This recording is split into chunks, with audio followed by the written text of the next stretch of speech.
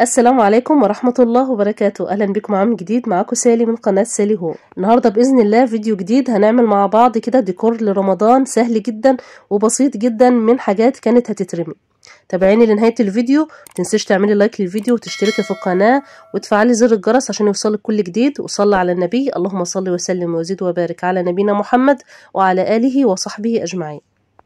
اول حاجه هنستخدمها بقى البرطمان ده. انتوا عارفين طبعا ان انا بحب البرطمانات جدا وبستخدمها في حاجات كتير وبطلع منها افكار كتير جدا. النهارده بقى هنستخدمها في عمل ديكور لرمضان. جبت كده البرطمان وجبت كده قطع من الستيكر، 3 قطع كده بنفس الحجم، مستطيل، وقصات كده من فوق تناتي الواحده، يعني وقصات زي ما انتوا شايفين كده، بحيث ان هي تعمل لي شكل الشباك كده، شبابيك اللي هي بتاعه المسجد.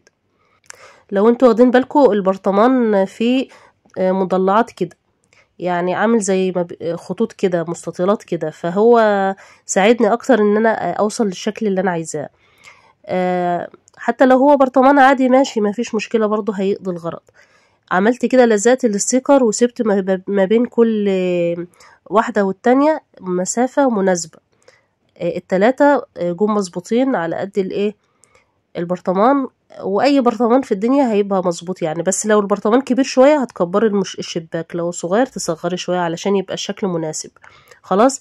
دي كانت لمبة محروقة عندي، جبت كده الجزء اللي هو بيبقى فيها من تحت ده، اللي عامل شبه الهرم كده، وبدأت اثبتها في الغطا بتاع البرطمان. تمام، ده كده الشكل بتاعه.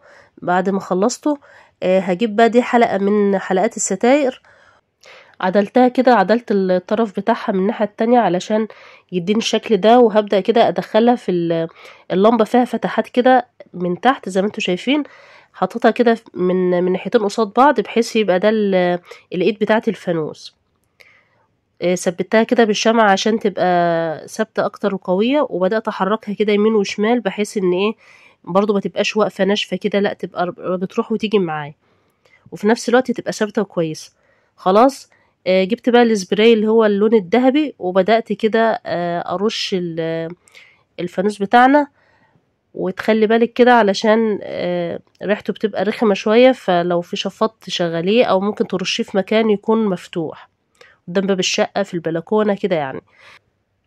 انا اديت له وشين، رشته الاول، ولما نشف رحت مديله كمان وش عشان يبقى اللون طالع احسن، ويبقى كده تقيل معايا.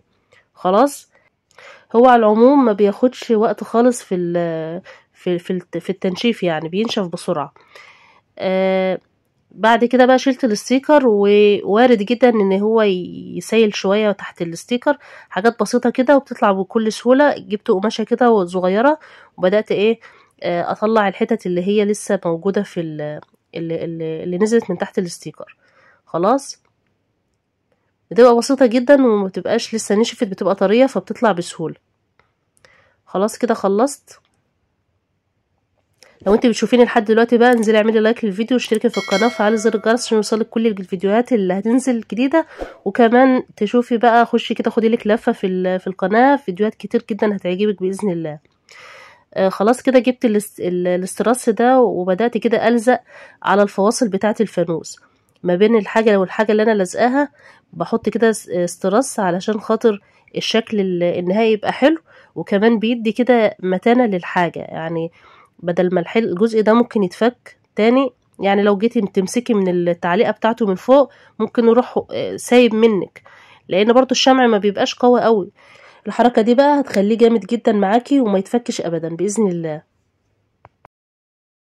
عايزة بقى اذكركم بالباقيات الصالحات. الباقيات الصالحات خير عند ربك ثوابا وخير املا. سبحان الله والحمد لله ولا اله الا الله والله اكبر.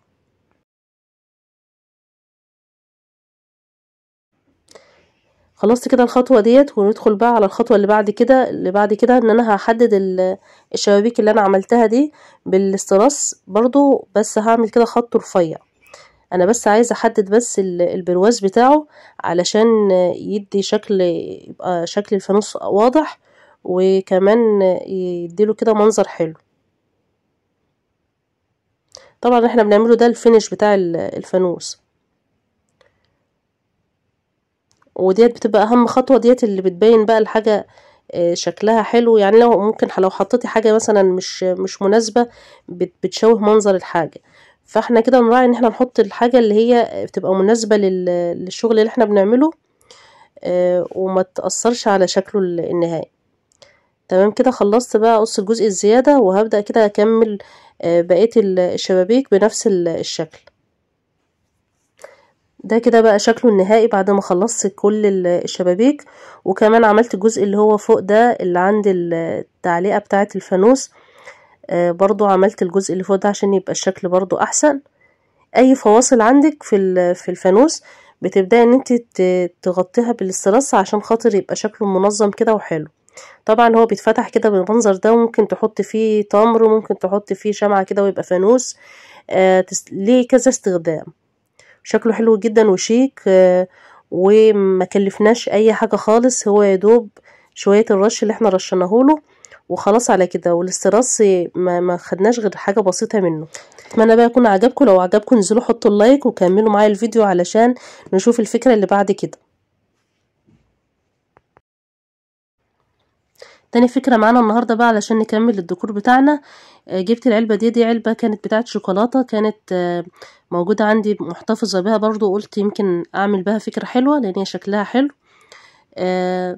الغطا بتاعها كده لونه نفس لون الفانوس اللي انا لسه عاملاه، فقلت هيبقوا لايقين على بعض.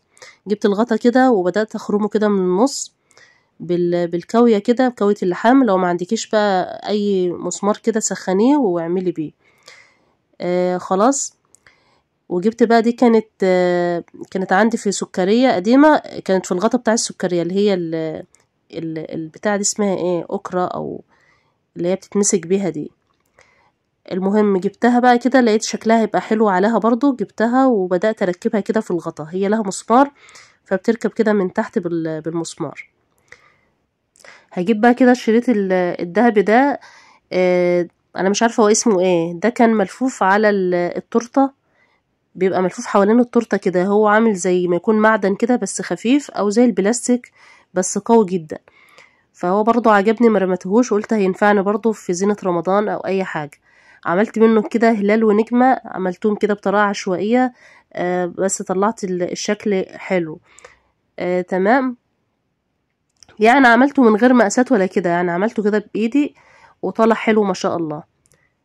عملت كده النجمة وبعمل دلوقتي في الهلال، وهبدأ كده ألزقهم على العلبة من النص كده. هي العلبة شكلها حلو أصلا، مش محتاجة تزيين، بس أنا حبيت إن هو برضو يبقى أي حاجة كده تدل على رمضان. شايفين بقى شكلها حلو جدا. وهزود لها بس كده شريط من الاستراس على الحرف بتاعها كده من فوق، علشان تبقى جنب الفانوس يبقوا كده لايقين على بعض، وزي ما يكون طقم كده مع بعض.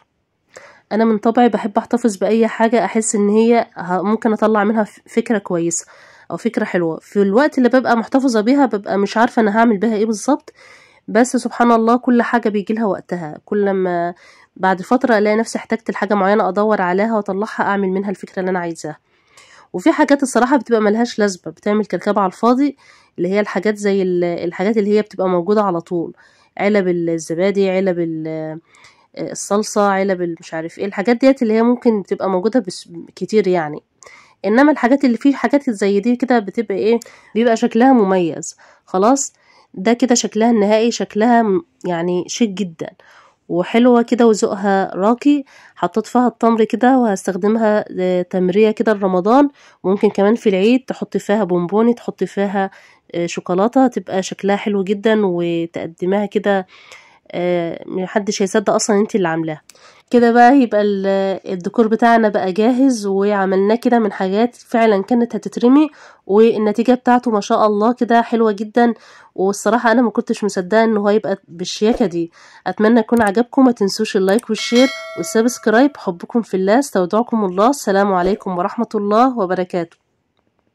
أهلا أهلا يا رمضان، هنضوي فيك الفوانيس، هنكبر وهندعي كمان ربنا يكفينا إبليس. واستنينا من زمان واشتقنا نصلي التراويح، نحفظ ونقرأ القرآن تصفى قلوبنا بالتسبيح.